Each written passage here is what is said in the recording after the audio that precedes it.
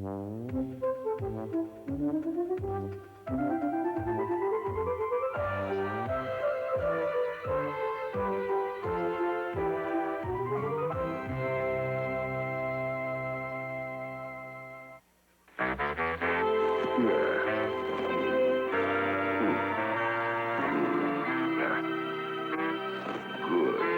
Janosch's dream world.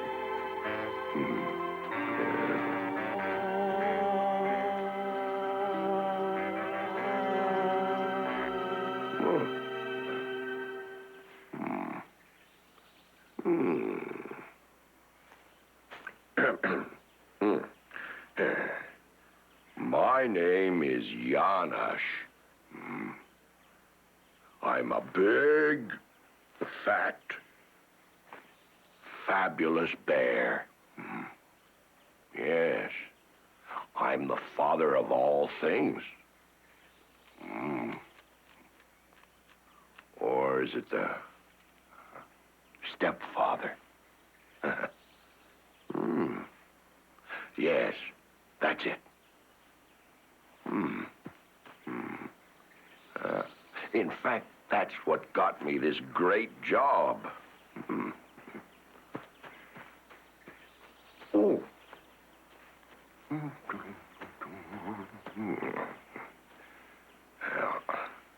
You see, this is my very own show.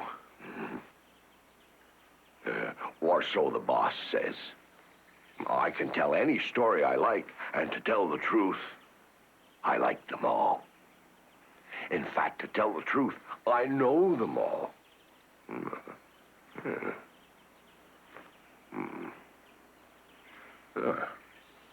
In this one, the little bear and the little tiger go off in search of the land of their dreams.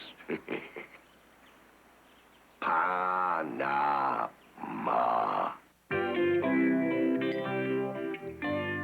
Once upon a time, there was a little bear and a little tiger. They lived right next door to the big white tree that puffs smoke. Isn't it cozy? Said the little tiger.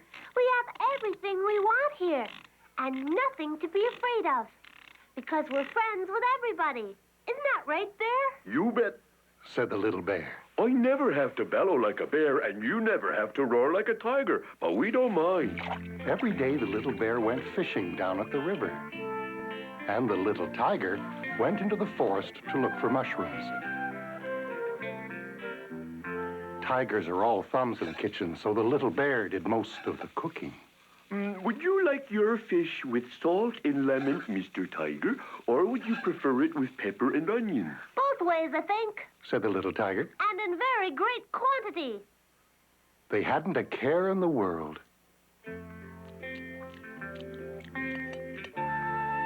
Then one day, an old crate came floating down the river.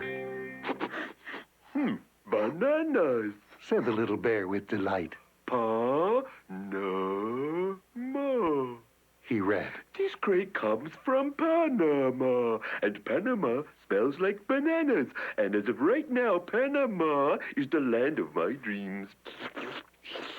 He went straight home and told the little tiger all about Panama until well past their bedtime. In Panama, he said, everything is much nicer because Panama smells like bananas from top to bottom. Panama is the land of our dreams, Tiger. We must set out for Panama first thing in the morning. At the crack of dawn. Piped the little tiger. But I'll only go on one condition, Bear, that my tiger ducky comes too. The next morning, they got up much earlier than usual. Since we don't know the way, said the little bear, we are going to need a sign to follow. So they took apart the old crate and built a signpost. Now that they had a sign to follow, the little bear led the way along the riverside. Before long, they met a mouse. Hello, Mouse. said the little bear. We're off to Panama. Everything is much better there, and much bigger, too. It can't be any bigger than my mouse hole. Snorted the mouse. Hardly worth the effort. Bah, what do mice know about Panama? Nothing, if not less. When they met the sly fox, he was just sitting down with a goose to celebrate his birthday. Excuse me, would you know the way to Panama? Asked the little bear. It's somewhere off to the left there. Said the fox without thinking. He really didn't want to be disturbed. A rather sleepy-looking cow agreed with the fox. Panama must be that way, because the other way, there, is where my barn is, and it's at the end of the world. They should have known better than to ask a cow for directions, but they pushed on to the left nonetheless. The trouble with always going left is that you end up going around in a circle without even knowing it. Anyhow, before they'd gone much further, they met a hare and a porcupine, bringing in their harvest. We welcome any travelers with news of the world. Said the hare. Come home with us and rest your weary feet. At the home of the hare and the porcupine, all the little bear could talk about was Panama. He and the little tiger had even been allowed to sit on the comfy sofa, A comfy sofa declared the little tiger. is the most wonderful thing in the world. We're going to buy one the instant we get to Panama. Then we'll have everything we'll ever need, right? Right. Agreed the little bear. Ah, to think He sighed. that soon we'll be sitting on a comfy sofa in Panama, where it smells like bananas all day and all night. We've never gone further than the end of our field. Said the hare.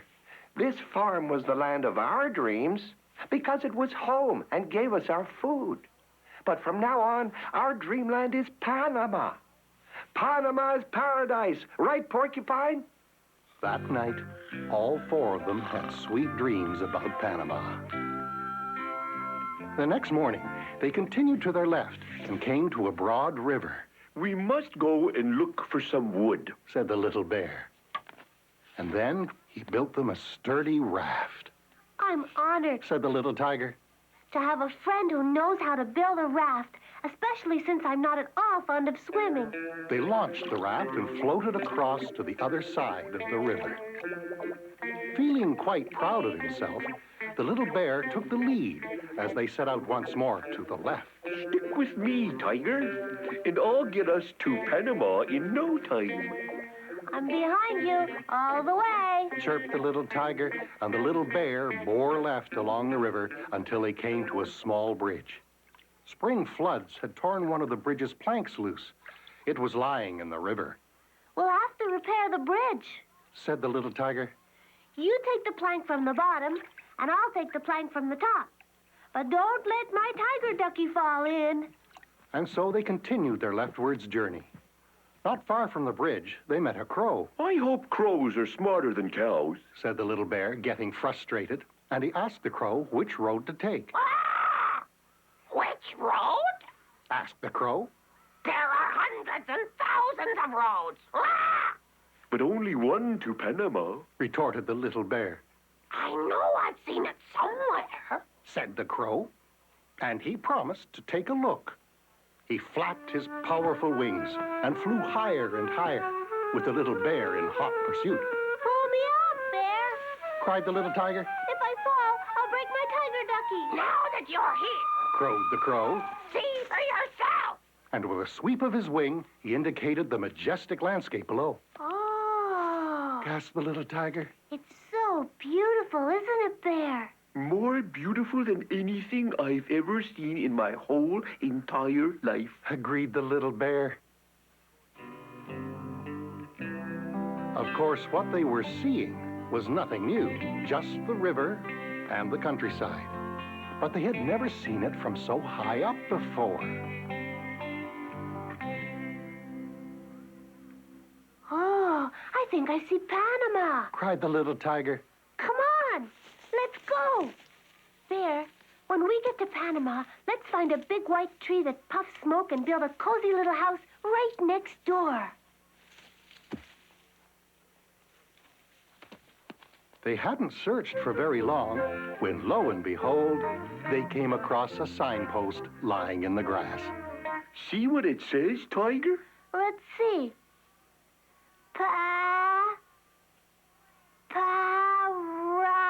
Paraguay. Wrong. Pancakes. No, you dunderhead. Panama. Tiger, we're in Panama, the land of our dreams.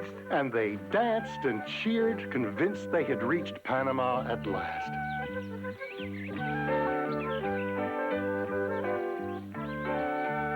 A little further on, they came to an old house with a white chimney. Oh, Tiger, a beautiful little house, and it's right next door to a big white tree. Oh, we'll have it puffing smoke in no time. Oh, doesn't it look cozy, Tiger? Bubbled the little bear. Let's take a look. The wind and the rain had done their work so thoroughly that they didn't even recognize their own home. With no one to tend them, the trees and bushes had grown much bigger. Everything is bigger here. Cried the little tiger. Panama is wonderful. I love it already. They went to work fixing up the house. Together, they patched the roof, built a table and 2 chairs, and repainted the beds. Then they weeded the garden and planted a whole new assortment of flowers and plants. The little bear went fishing. The little tiger gathered mushrooms. And to top it all off, they went out and bought the comfiest comfy sofa they could lay their hands on. Now the little house in the wood was the coziest in all creation again. Oh, Tiger, Sighed the little bear happily. Panama is everything we hoped it would be, isn't it? Yes, Agreed the little tiger. it's the land of our dreams, and we'll never leave it ever again. Do you think all that traveling was worth it? Do you think they should have just stayed home in the first place? Oh, no. They'd never have met the fox or the crow. In fact, they'd never have met the hare and the porcupine. And if they hadn't met them, they'd never have known the deep, blissful tranquility of a truly comfy sofa. It's about a special house, a big, huge house. With 10 rooms, maybe even 20. More. Hundreds, maybe. Thousands, millions of them. Yep. And high, too. To the sky. It was the biggest house you've ever seen. A house of 1,000 rooms is what it's called.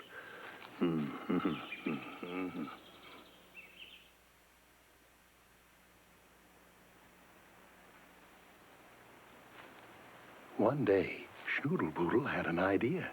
I'm gonna build a house. You wanna help me? Which meant yes. I'm so excited about this.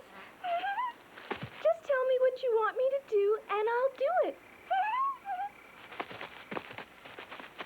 I'll get the saw, and some nails, a can of paint, and you'll need a brush. We'll need some rope, too. Good thinking. Then we should be ready to start. Over there. That looks like a good spot for it. It's high. The view from up there should be really nice. When you've got your own house, you can make just as much noise as you want. Isn't that great? Aren't you excited, Schnadello? Oh, sure am, but it's not built yet. We've still got a lot of work ahead of us. First, I'll get us a ladder. Then we'll be ready to start.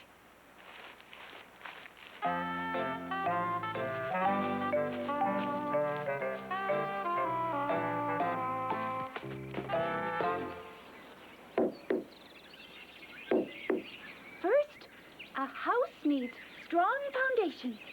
He's right. It's got to withstand wind or storm. All kinds of storms.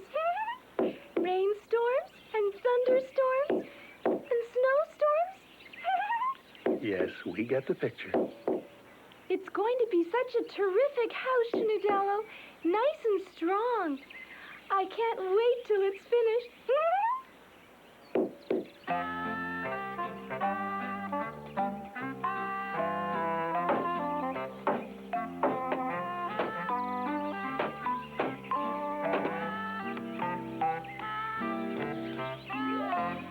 Finally, Schnoodle-Boodle's house was finished. I thought I painted a nice blue. Would you like that?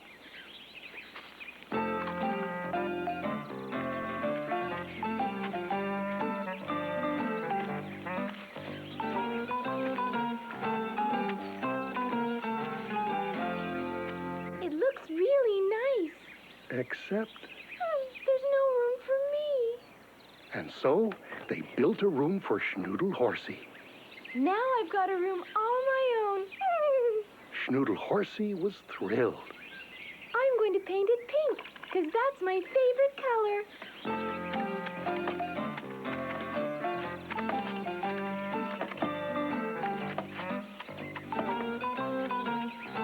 Now the house had 2 rooms, a blue one and a pink one. It really was a nice-looking house. But they weren't finished. Schnoodle-Boodle had another idea. What this house needs now is a music room. After we build it, we can buy a piano and we can play it as loud as we want. You could play on it too. How about it? Oh, yeah. And I could play the waltz of the honey flowers. They all went back to work. They got some more wood, some more paint, extra nails, and support beams. With Canary acting as foreman, Schnoodle-Boodle and his construction crew soon finished the music room, which they painted green. The Schnoodle house now had 3 rooms, a blue Schnoodle-Boodle room, a pink Schnoodle Horsey room, and a green music room. We forgot a bathroom. Yes, that's what we need. A place where we can play in the back. And I need a workroom for sawing wood and storing my tools. And how about building a room for my honey bucket? What do you say? It shouldn't take too long to build it. The house was growing. Okay. Then we'll need a room with a balcony for the rabbit cage. And we'll need a guest room. And don't forget, we need a tower room, too. They sure had their work cut out for them. They started with a bathroom. Then they added a workroom. And a room for Schnoodle Horsey's bucket. And a room with a balcony. A room for the rabbit cage. Next, they built on a guest room.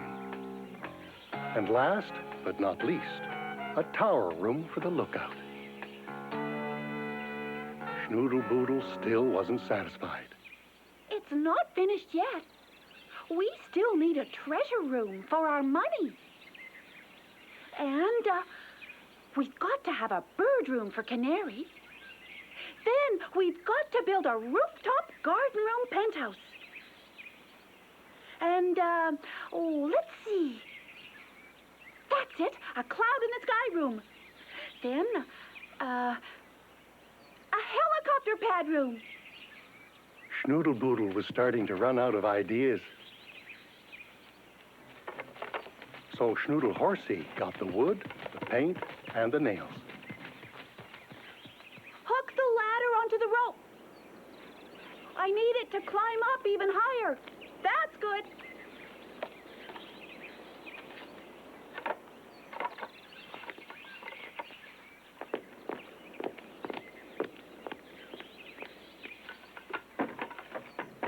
Schnoodle-Boodle painted the treasure room gold. He made the canary's bird room yellow and the penthouse garden room red. When was it all going to end? That's nice work. You must be just about finished. What more do you need? But Schnoodle-Boodle still wasn't satisfied. Now we start the TV room. And after that, we'll build a pie-in-the-sky room. A rooftop restroom. And a stargazing room. Let's see, what do I build next? Was there anything left? Fortunately, we'll never know. Before Schnoodle-Boodle could come up with any more bright ideas, his house of 1,000 rooms collapsed.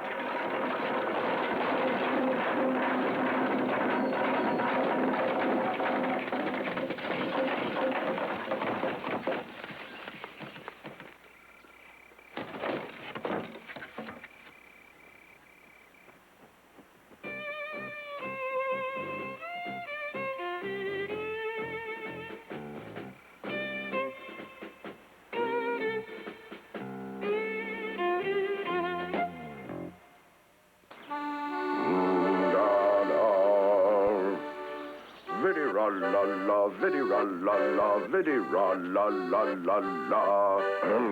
Rump-da-da, rump-da-da, the cricket and the mole. Viddy-ra-la-la, viddy-ra-la-la, the mole and the cricket, ha. The cricket and the mole, oh, the mole and the cricket. Viddy-ra-la-la, viddy-ra-la-la, viddy-ra-la-la-la-la.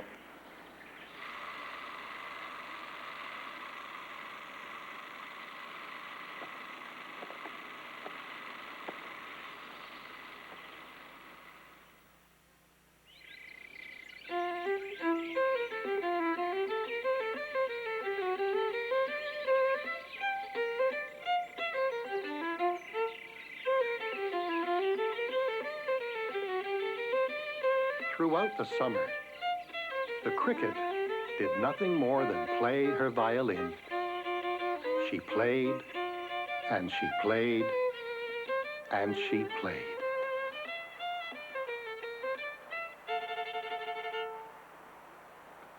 Then, when winter came, she had nothing to eat because she hadn't gone out to work in the fields to grow food to store for later. She hadn't done any knitting, so she had no gloves to wear. And she hadn't built a winter home with a fireplace.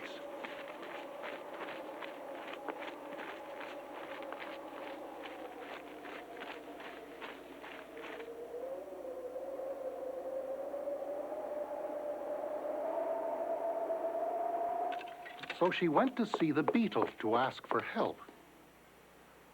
You have a cozy little cottage here with more than you need for yourself. Could I stay with you for the winter? I have nowhere to go.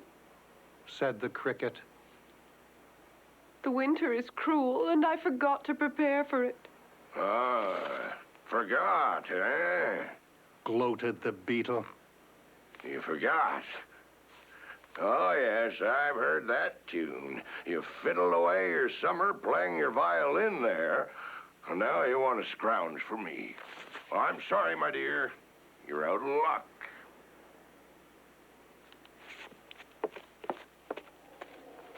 The cricket tucked her violin under her arm and went on her way. Soon she came to the home of the mouse. The mouse lived in an abandoned watering can. He had gathered so much food for the winter that there was enough to keep 3 people fat for 4 winters.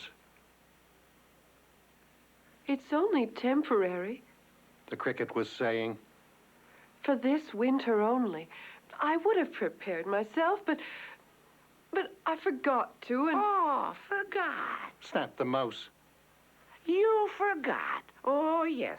That has a familiar ring to it. You sawed away on your fiddle there all summer long, and now I am expected to support you all winter long on the fruits of my labor. Is that it? No, I'm sorry, my dear. That will never do.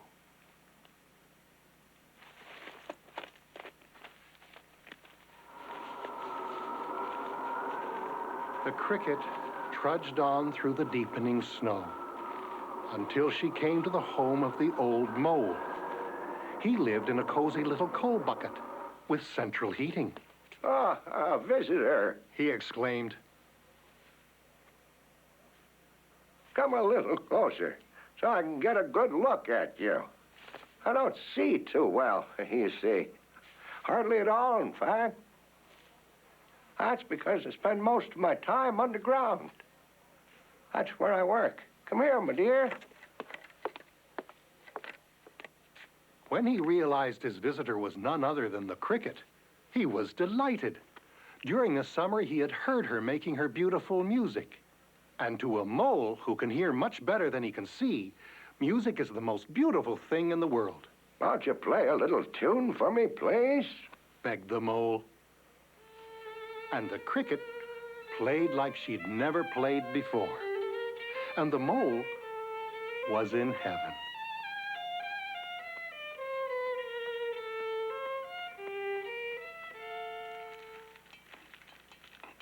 Afterwards, they made a hearty turnip stew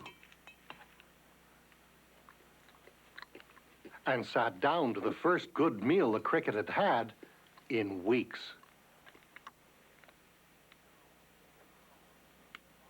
Later on, they sat on the sofa and read the forest newspaper together. They laughed at the comics and talked about the weather and didn't argue about politics once.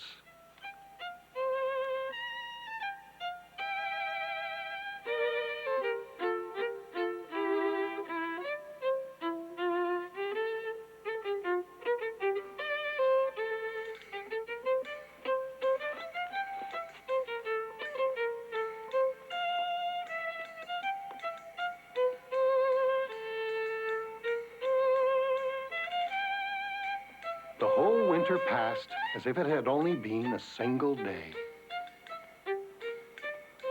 And they were both very happy.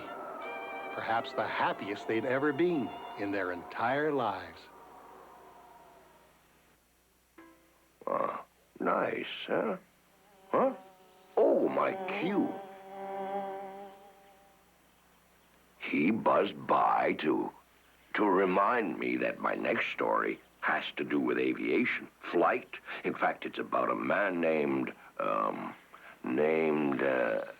Popoff, who can fly in the sky without wings, without a plane. Yeah.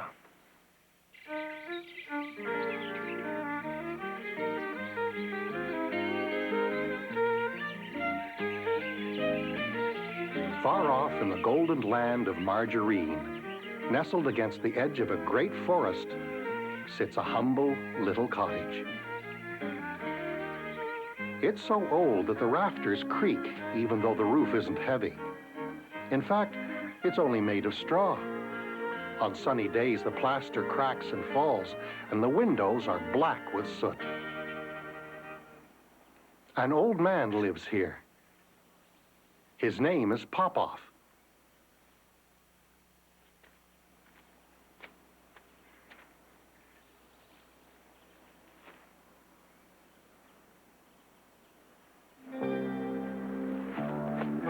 In the olden days, Popoff was as strong as 2 grizzly bears. As he grew older, his strength diminished, but he was still crafty as a fox and a friend to all animals everywhere. He could even speak to them in their own languages and was often called upon to act as an interpreter. In this case, some bees would like to send a message to Popoff's star boarder, a saffron-throated prululu. Free-hoo-hoo-hoo, roo-doo-doo-doo, proo-hoo-hoo-loo. which was simply to say, "Wake up, sleepyhead. The lilacs have opened down by the stream that runs through the valley, and the last one there is a slippery slug." The little Prululu had been Popoff's closest friend for years. In fact, he was the one who taught Popoff how to fly. Oh, yes, and I'll tell you the story of how that came about right now.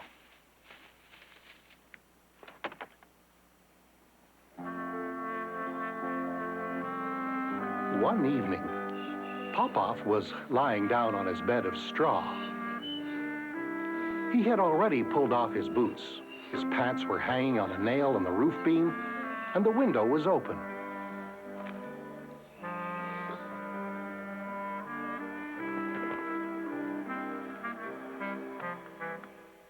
Suddenly, someone with a very sharp beak tapped him on the shoulder. Hey, you. Who? You. Me? Yes, you. Oh, it's you. It was the little Prululu.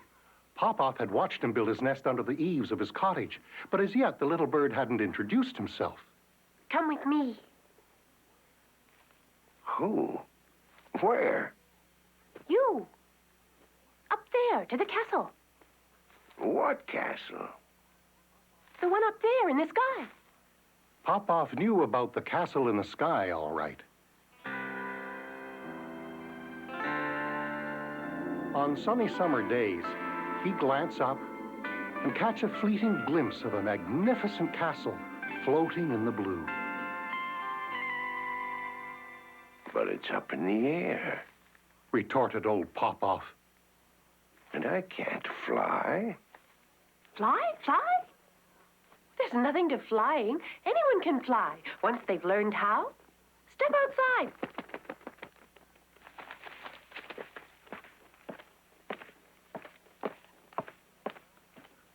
And so, the little Prululu taught him how to fly.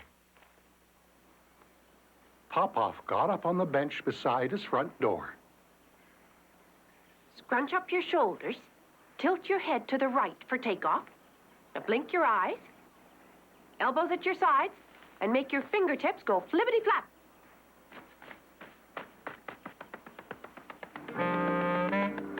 His feet lifted gently off the bench, and slowly he began to rise. Lift your elbows a little. You're too stiff.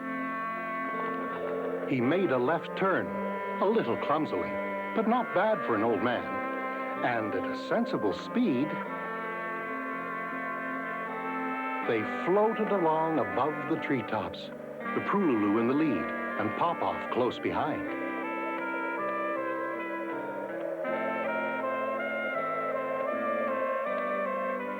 Over here. Here. The little Prululu landed softly on a treetop and waited for Popoff to join him. Popoff hovered over the branch. Relax your shoulders. Good. Rest your palms on the wind and let your body sink. Popoff did as he was told and descended slowly to touch down gently on the branch beside the little Prululu. Being barefoot, he was able to get a firm grip on the branch with his toes, which of course is why birds never wear shoes. Above them gleamed the castle in the sky.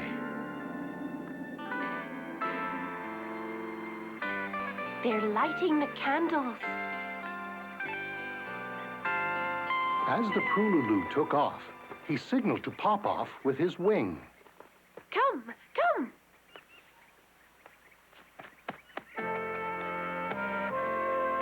It was the perfect time of day for flying.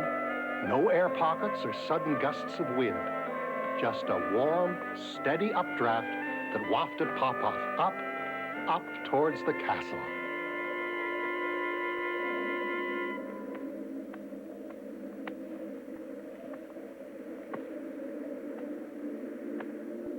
They were there in no time. As is the rule with all castles in the sky, the walls were purest crystal, so they could see right into the candlelit room.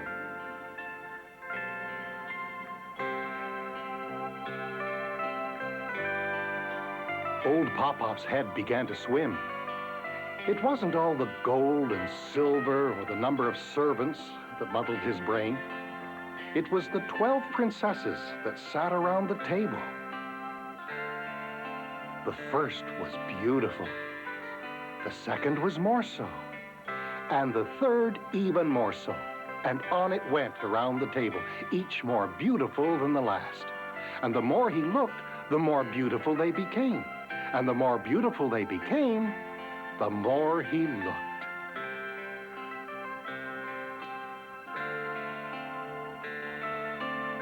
Poor Pop-Pop was in another world. Meantime, a servant had spotted Pop-Pop and his little companion. He approached the old king, who was sitting a little aside from his daughters on a magnificent throne made of solid gold. There are two gentlemen perched on the windowsill, sire. Is there any message? Tell them to come in. Seat them next to my daughters. What do they look like? One is quite small, with a long nose. And the other is quite large, with a very nice mustache. Seat the small gentleman beside me, huh? And the large one next to Pia. And if they wish, they can marry them tomorrow. One Mia, and the other Pia. But alas, they heard no more. Pop-Pop was so overwhelmed, he tumbled backwards right off the ledge. He dropped like a stone. His loyal friend, the Prululu, dove after him instantly and tried to slow his descent as he cried, Spread your arms, Pop-Pop. You must fly. Fly. As soon as Pop-Pop spread his arms and rested his palms on the wind, he began to glide to a halt. And before long, he came to rest on a beech tree, safe and sound. He called us gentlemen, gentlemen. Sighed the Prululu. Can you believe it? Oh, this is the happiest day of my life. It truly is. Do you think they noticed? Groaned Pop-Pop. What? What? That I wasn't wearing any pants. He called us gentlemen, gentlemen. Sighed the Prululu once more. I've never had a king call me a gentleman before. A real king. No pants. Wailed Pop-Pop. I can't get married in my nightshirt. But in the morning, I'll fly back to the castle, all dressed, first thing. Being called a gentleman tastes better than 3 fat, juicy worms right after a thunderstorm. Did you like Mia? Like her? Of course. But how can I marry her? I already have a wife. She lives with me in the nest.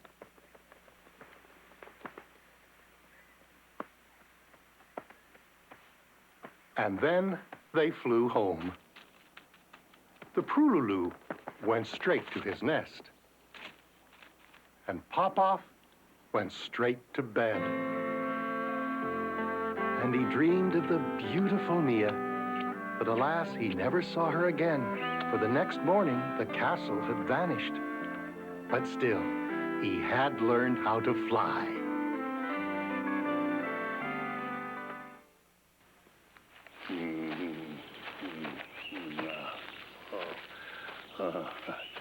My song's about a tiger who's falling down all over, who's falling down all over. A poor little jungle tiger who's hurt and just can't walk, who's hurt and just can't walk. That's what this next story's all about. A little tiger, hurt, and the bear who says to him, I'll care for you. He just came hobbling out of the forest one day, a poor little tiger. You could tell right away there was something wrong. He just fell to the ground. He couldn't walk anymore. When the bear came along, he couldn't even stand. What's the matter with you, Stripes? You sick? Oh, yes. I'm really sick. I'm so sick I can't even walk. Don't worry. I'm here now. You just tell me where it hurts, and I'll fix you up, huh? Here. He pointed to his right paw, then his left one. And here. And this foot hurts. And this one, too. It hurts here and here. It hurts everywhere. Oh, hurting all over. Oh, dear. I'll have to carry you then. The bear took him to his house.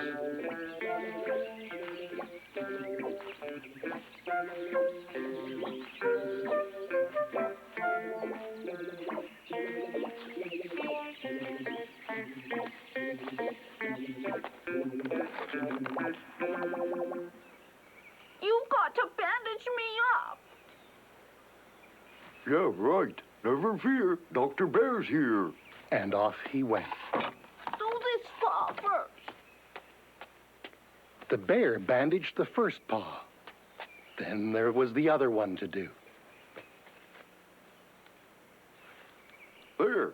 Well, you feeling any better? Oh, it's my back. The caring bear went back to work again.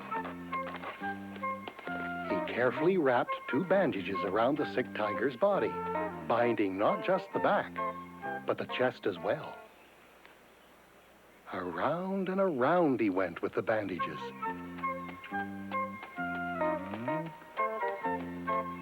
Not my head. In case I need to cough. The bandages were working. The little tiger was feeling better already. Until he took a turn for the worse. He had the hungries. Oh, I'll cook up something good for you, huh? What's your favorite meal in the whole wide world? I love trout with almond sauce and little baby potatoes rolled in parsley. I don't think I have that. Is there anything else? I like egg noodles with almond sauce and parsley. Fresh out of that, too. Is there anything you'd like instead? You got parsley? But the bear was all out of parsley. How about some soup? It'll be good for you. I'd like some soup. And strawberries for my dessert. The bear cooked up some delicious homemade soup for the little tiger. He even put in fresh potatoes and carrots from his garden.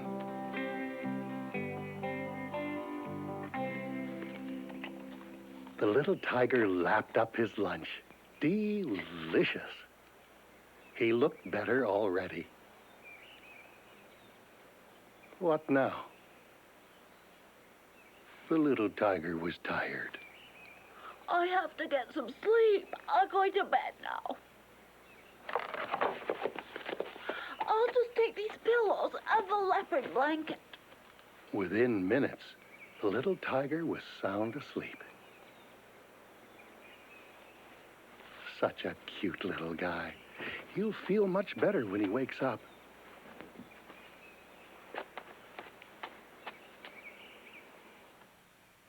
Ah, nice and rested.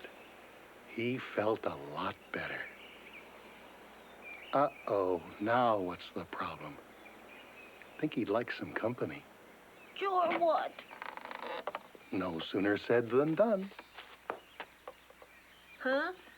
What's the matter with him? You got the flu? I'm sick, Rabbit. We don't know what it is. We should take him to the doctor. Give Doc Ben a call. There's a good idea. Uh-huh. He's at the animal hospital. I'll make an appointment to see him in the morning. Tomorrow? Uh-huh. Yep. Just knowing he was going to the animal hospital made the little tiger feel better. He knew they'd take good care of him there. Just so he wouldn't worry, the bear slept with the little tiger. That made him feel safe. They woke up bright and early the next morning. Stripes, as the caring bear called him, was feeling so much better that they took off his bandages. But then he felt worse again. He wanted to go to the animal hospital. The hospital attendants brought a stretcher to carry him there. Sometimes they do that when you're sick. Be careful not to drop him. I don't want anything happening to him. He's not just a sick tiger. He's my friend. He even brought the leopard blanket along.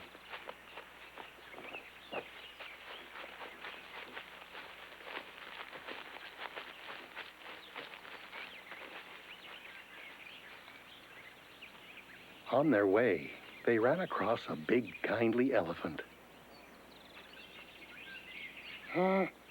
What happened to him? An accident? No, he's just sick. We don't know why. We're going to find out. Ah, you're going to the hospital. I'll come. You might need me. They all continued on their way to the animal hospital. Everyone they ran into wanted to go with them. The duck, the rabbit and the mouse, the lion, Mad Dog, the hedgehog and the donkey. All were worried about little Tiger.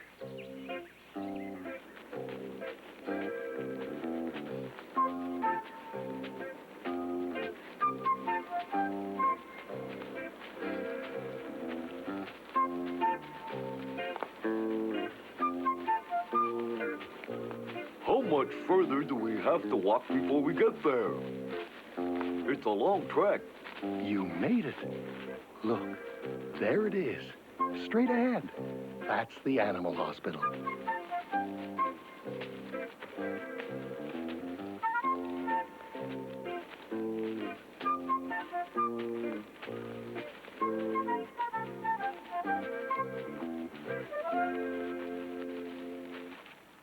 Put him in room number 5. A real no-nonsense nurse. But she was a good goose all the same. A hospital's a busy place. There was already a fox in room number 5. Come right in, guys. What happened to you? You look like a real mess. Fight. With the lion. I won it. He's really a mess. Yep, a mess. That was not true. There was no lion and no fight. He got hurt trying to steal chickens. Now you put this on. I'll be back in a few minutes to give you a nice warm bath. Bear waited while they got Stripes ready for his examination. He was still worried about his friend. Oh, take a deep breath.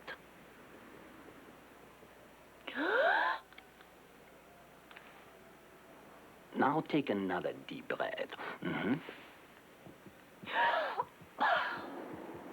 Deeper, as deep as you can.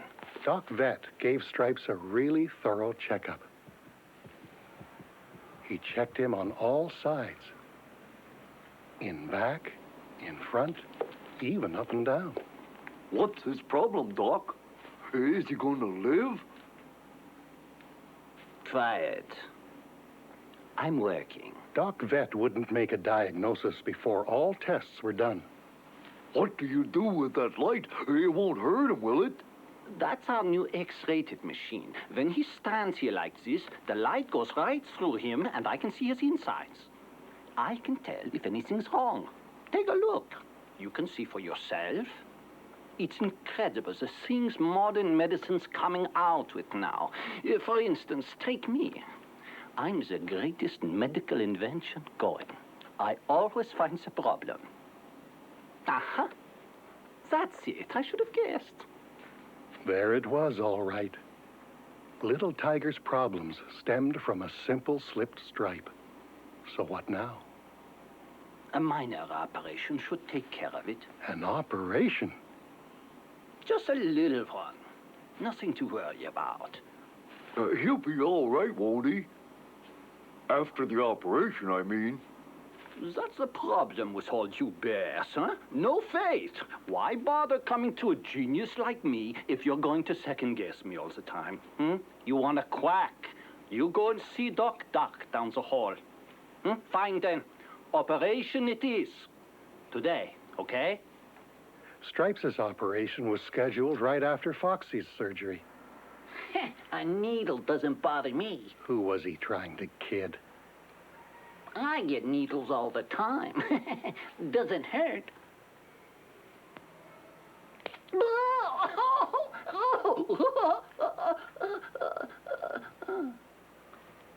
Sure. No pain. Just a little sting. Huh, Foxy? Well, my friend Stripes here is a whole lot braver than you are. When Foxy was sound asleep, he was wheeled into the operating room. Operation in progress. When he was wheeled back out, Foxy's broken paw was good as new. It was Stripes' turn now, and he was very brave about the whole thing. The needle was the last thing he remembered. When he came to, it was all over, and he was completely healed. Good. You're awake. Very good. You're all cured. You go home, huh? Tomorrow. The next day, all of Stripes' friends showed up to take him home.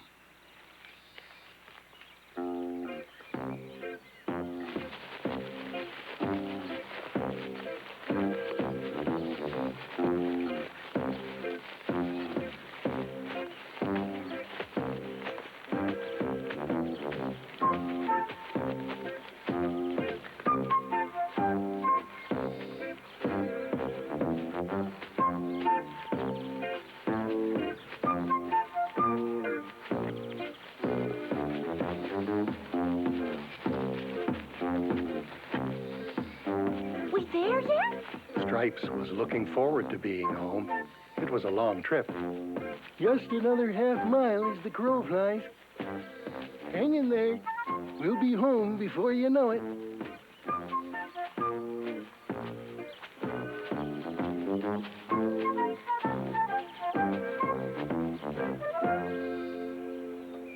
You must be starting to get hungry. What would you like to eat, huh? I'll cook it up for you. I'd really love some trout with some almond sauce and parsley. Sorry, Stripes, I'm fresh out. Pick something else. How about some egg noodles with almond sauce and parsley? How about some nice homemade soup? What do you say? My specialty. Terrific! That's what I really want. And that's what they had. Homemade soup with fresh potatoes and fresh carrots from the garden. And as a special treat, fresh parsley, just for Stripes. Next time, it'll be my turn. I'll be the one who gets sick and you can take care of me, huh? You bet. I'll take good care of you, Bear.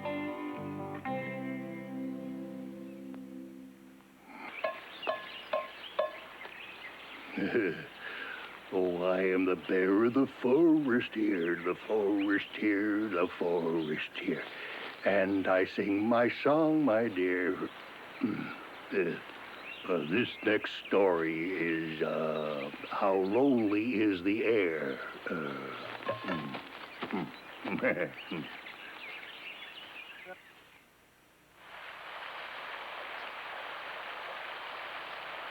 The day started out gray and rainy. Great weather for ducks, maybe. Or even the odd adventurous worm. But for most people, it's a good day for staying in bed. But rain or no rain, it's time for Schnudello to get up. Uh-oh, off to a bad start. Can today be canceled? The day's still young, and already you know things are going to get worse. Stupid hat. Well, your aim's still good. Maybe the day will get better after all. Where'd that shoe go? Come on, think. Don't panic. It has to be around here somewhere. Well, don't ask me what it was doing in there. It's your shoe. Schnoodle Mama's coming. I want you to get me some water down by the river. And don't forget to bring a bucket with you. Schnudello's day was already going from bad to worse.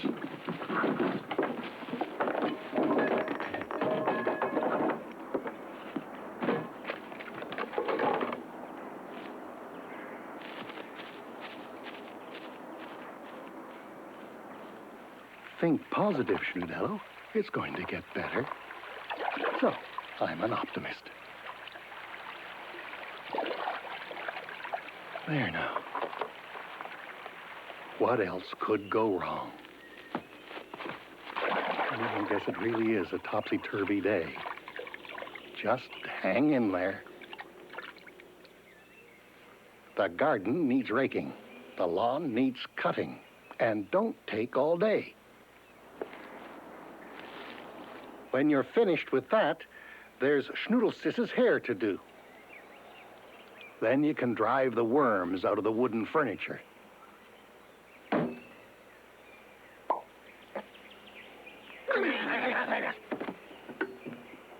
And don't forget, there's still the berry patch to weed.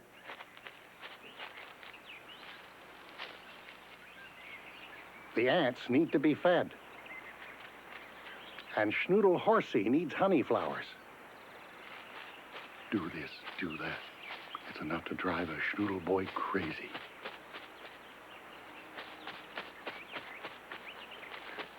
Enough is enough. Go ahead, Schnudello. Leave home. Leave your mother, your father, your sister. Get away from this place. You don't need anybody. Hey, Schnoodle boy, you forgot your hat. But I guess you don't need that either. And I don't need you. Okay. Still, it seems to me you'd want your magic bottle. Or at least the note that makes you a boodle with nothing to fear. I don't need any of it. You got that, mister? I guess so. Looks like you're on your own now.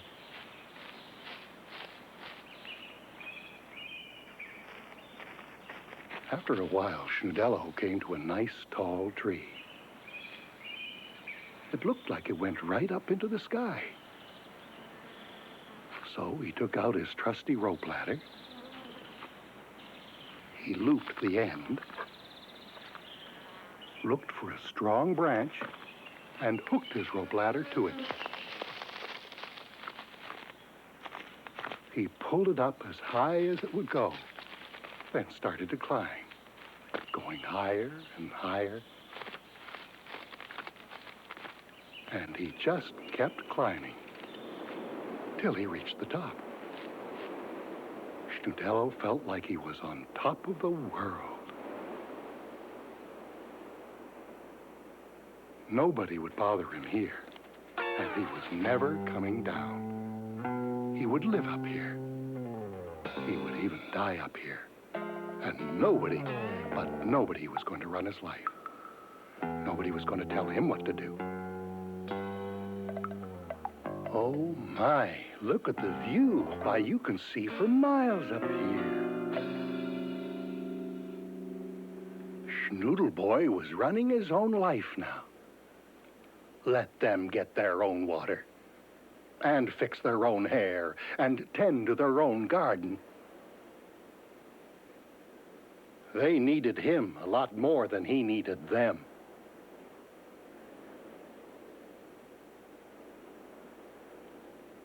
Ah, freedom. No chores, no responsibilities. No one to worry about but himself.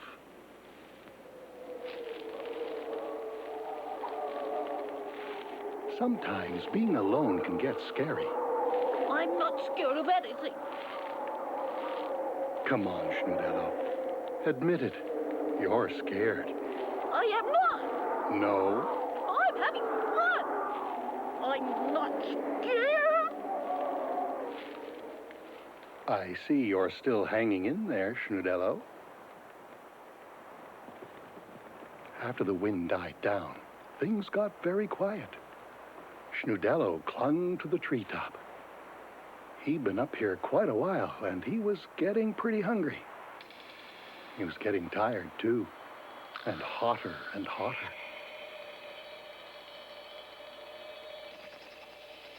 Maybe doing chores wasn't all that bad after all. At home, he could at least cool off in the river.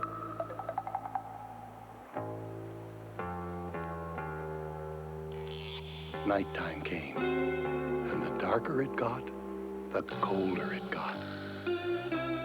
At least at home, he had a nice warm bed to sleep in, and his Schnoodle parents to keep him safe. It's hard to tell if Schnudello's shaking because he's cold or because he's scared.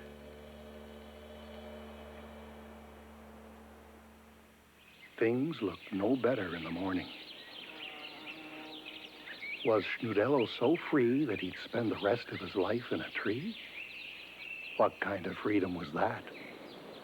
Hey, look, Schnudello. Look who's coming this way. It's Canary. Canary's come for you. Canary's been looking for you all night, and you thought nobody cared. I found you. Come on, let's go home now. Canary brought Schnudello down from the tree to where Schnoodle Horsey was waiting. You've got good friends, Schnoodle Boodle. They really care about you. Schnoodle Horsey will even let you ride her.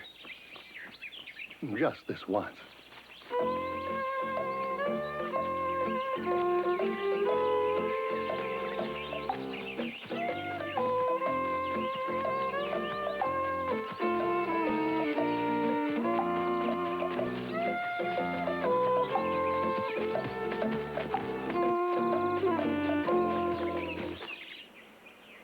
A beautiful raisin cake. A welcome home cake Schnoodle Mama baked just for you, Schnudello. You're a very lucky boy. You've got a magic canary friend. A special Schnoodle Horsey, a Schnoodle Papa, a Schnoodle Mama who bakes raisin cakes, and a Schnoodle Sis. See? Not all days are bad.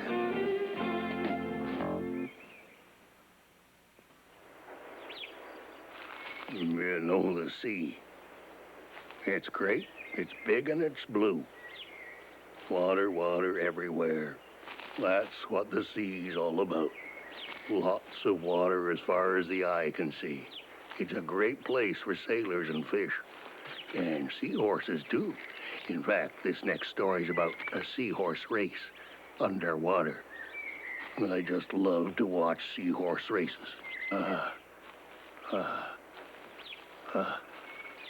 Okay, now. Ready? A seahorse.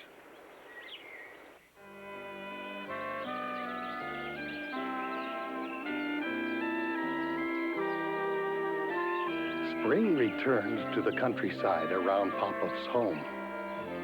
And as he did every year in the spring, Popoff sat on the bench outside his house, and he dreamt of far-off places.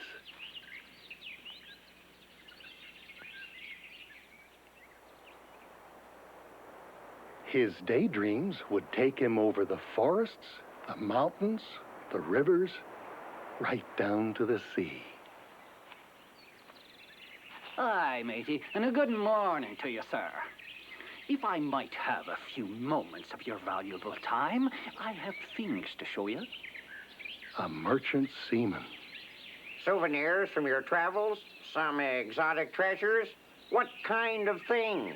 Oh, I have combs from the Orient and shrunken heads from the Amazon. And from the sea? Anything from there? I've never been to the sea. Something from the sea. Just feast your eyes on this.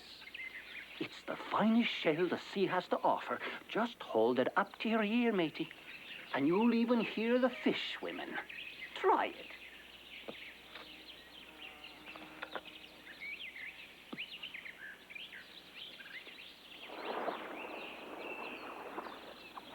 I hear the sea. Sold. Popoff bought two.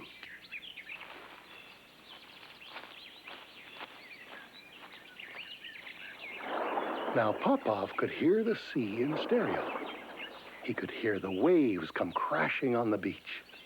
He could even hear the fish swimming. But Popoff didn't just want to hear the sea. He wanted to see it. So he went inside and he started packing. Popoff was going to the sea.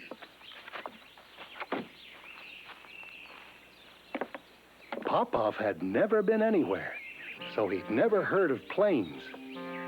And since no one had bothered to tell him that only birds could fly, Popoff lifted off his old bench and flew off into the unknown.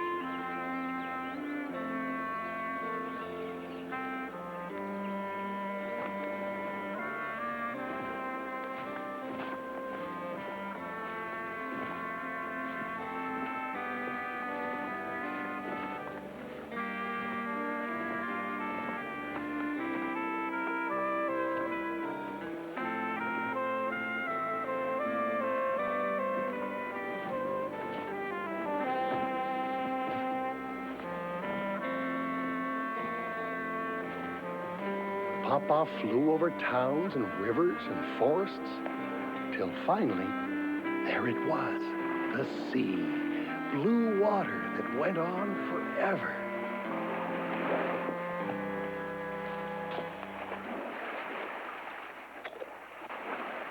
Popoff took off his shirt and walked off into the sea.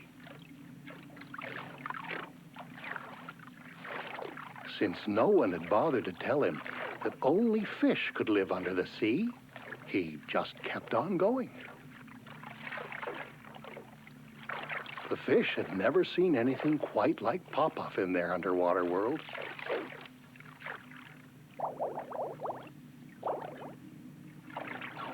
The fish must be talking, since its mouth was moving, but Popoff couldn't hear him.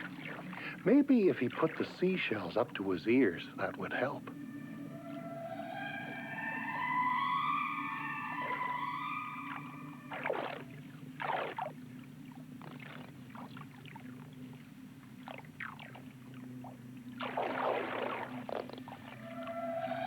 The songs of the sea were strange and beautiful to Popoff's ears. So you're a fishy music lover too, I see. Sardine songs are my favorite. Remind me of my home. In Sardinia. Where are you from? Just got in.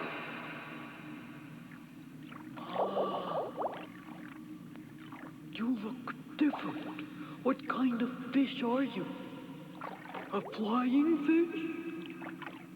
Yes, I can fly. Sometimes. Oh, I love everything that flies. I love flies. They taste so good. Oh, dragonflies. Delicious, like big, juicy raisins. Good. Obviously, they weren't talking about the same thing. Better to change the subject. Know of any good places? Oh, yes.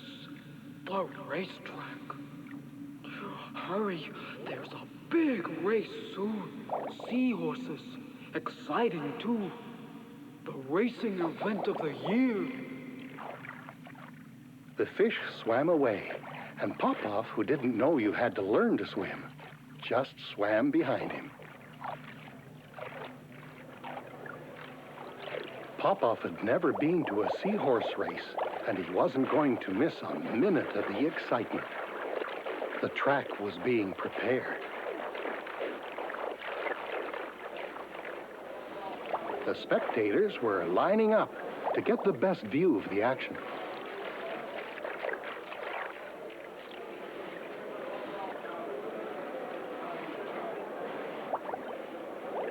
Popoff and his fishy friend sat side by side. Refreshment! Get it now!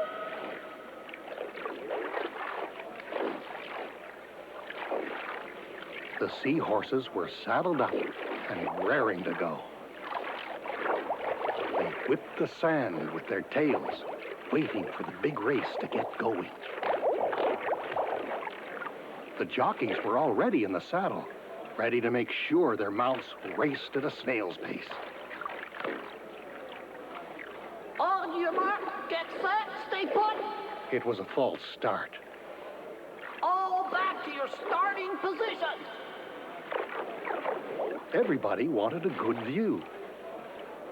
Isn't this exciting? I just love seahorse racing.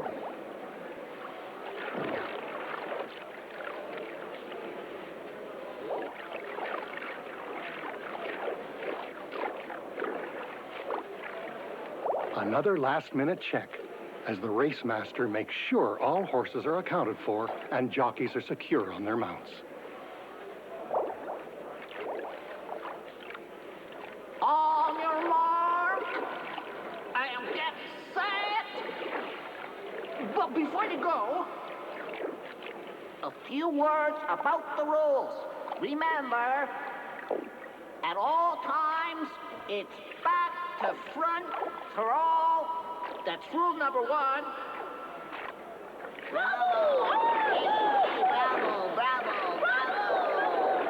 And for rule number 2, you go finish line to start with the racers racing backwards, like, and as usual, the winner will be the first to reach the finish lap. I mean, the starting finish lap.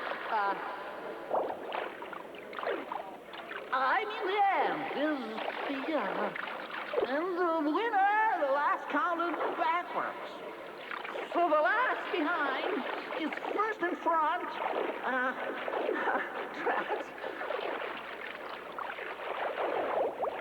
The winner's the first, but it's the loser who just go! In case you hadn't guessed from the rules, a seahorse race lasted quite a while, but didn't cover too much ground as the entrants did their best to lose in order to win. For 2 hours, Popoff watched as the snails paced their seahorses over the 10-foot course.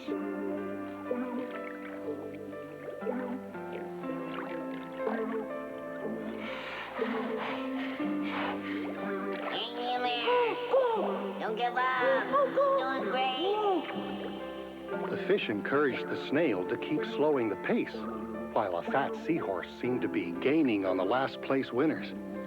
When it came to slowness, no one could keep up with this guy. Exciting stuff, huh? I say Fatsy will win. Wanna bet, huh?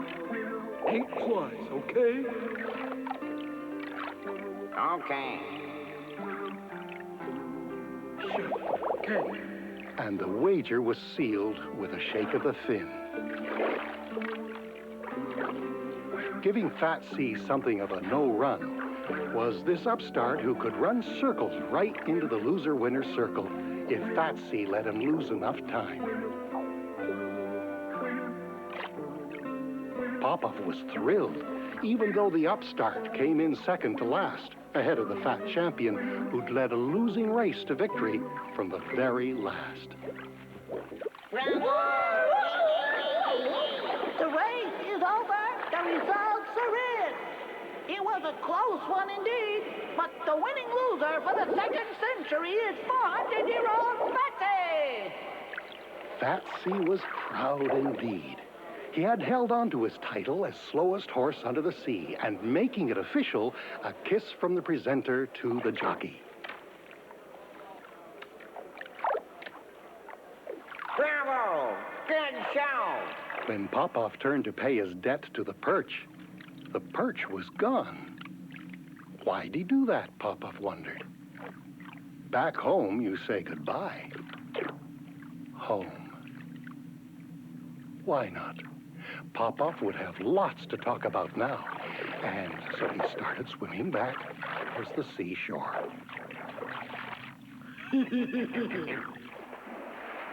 There was his shirt, right where he'd left it. And since his travels had not yet taught him that only birds could fly, Popoff flapped his arms and flew home.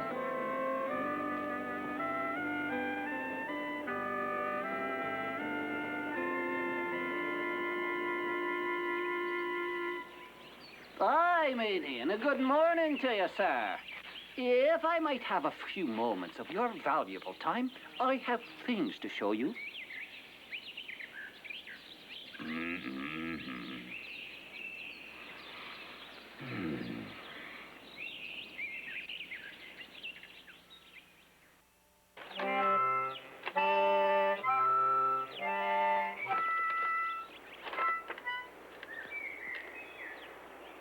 There is a river that flows through Paris, and on it there's a ship. It's called Pajama Bottoms. Crazy name, you say? Not at all, as you'll see in a moment. Stay with us now, because we're about to present for your entertainment the adventures of the big ship Pajama Bottoms in living color. I know you'll just love this story. Ready?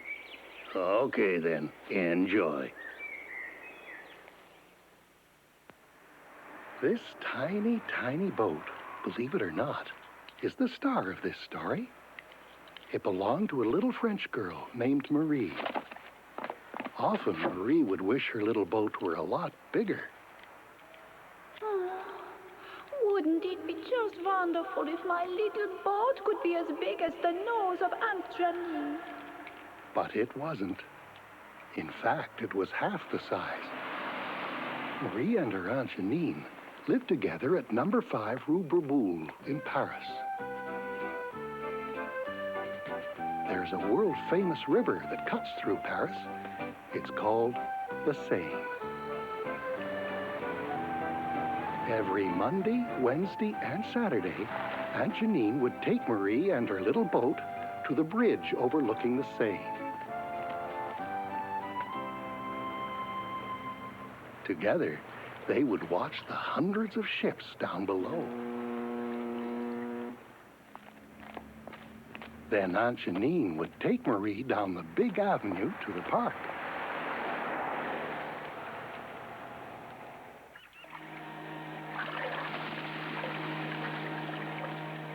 In the middle of this park is a lake where people come to sail their miniature boats. Not quite as miniature as Marie's, and a lot more seaworthy. All these boats sail beautifully on the lake, but not Marie's. 3 times a week Marie came here to sail her boat, and 3 times a week her boat refused to sail. 3 times a week, week after week. The fact was that Marie's boat was just too small. At half the size of Aunt Janine's nose, it was a wonder you could even see it. But every Monday, Wednesday, and Saturday, Aunt Janine would take Marie and her tiny boat back to the lake in the park. And she would just sit there and knit while Marie's little boat just sat there and did nothing.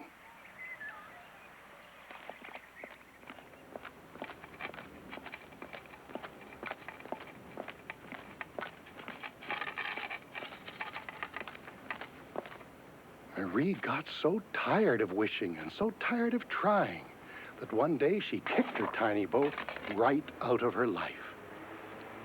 For a while, it just lay there off the curb. A dog came sniffing around, but then just kept on going. Then the rain came. The tiny boat found itself being swept up off the pavement, down the manhole, and into the sewers. The current just carried him along. Suddenly, the little boat was poured out into an even bigger sewer. And before you knew it, there he was, being cast adrift in the Seine itself. When the rain stopped, the sun came out again, and there to enjoy it by the Seine sat Poupoule and Pomidore.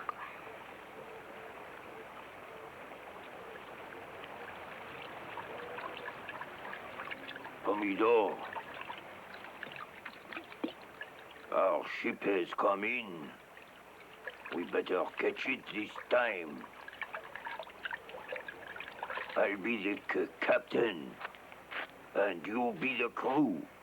When you've had too much to drink, things can become larger than life. And for Poupoule, the little boat became a big ship. Get down here, Pomidore. I'm going to need your help here. And fast. It's an order. An order's an order, so Pomidore joined his captain on the deck. And together they watched as their tiny ship grew ready to take them away on a magical cruise. What a fantastic ship. What a fantastic journey lay ahead. Captain Poupoule and his crew watched as their ship grew readier and readier. Finally, it was time to put it back into the Seine.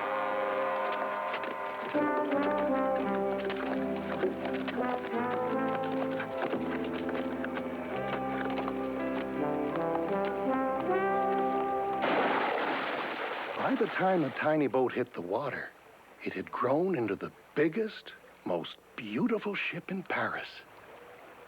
Time to cast off. All hands aboard.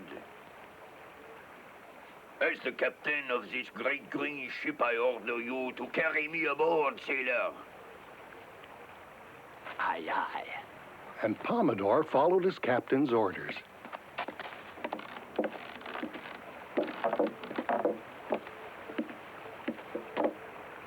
Next, Sailor Pomidore, you go ashore. I want you to go out and invite all of Paris back to our ship. Got that? Aye, aye. And off he went. He invited everyone he saw to come on board. Come aboard for the captain's tour. Captain Poupoule and his crew want to celebrate the ship's christening with you. I promise it'll be the party of the year. Come drink and be merry. From the looks of it, everyone in Paris accepted Captain Poupoule's invitation.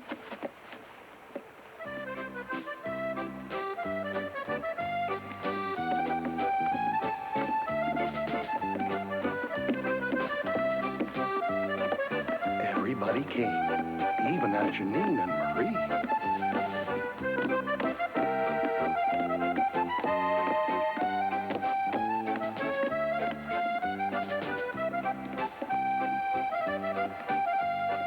Everybody danced.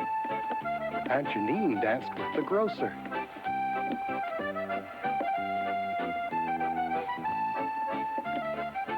They danced on deck. They danced below deck. Everyone was having a good time. Everyone except Marie. What a nice ship. Why couldn't I have one like this? Now that would be a wish come true. I now christen this great green ship the good ship, Pajama Bottoms. Hooray!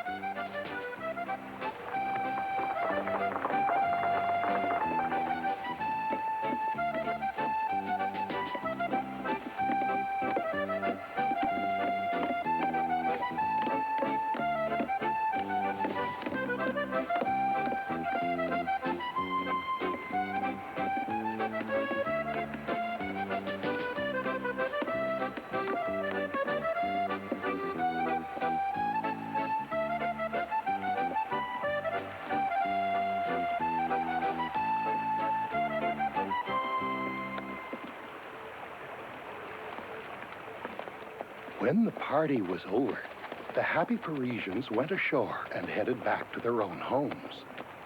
Okay, sailor Pomidor, raise the anchor, then start the engines. We set sail for Pajama. Panama. That's Pa-na-ma, my friend. Panama, Pajama, just do it.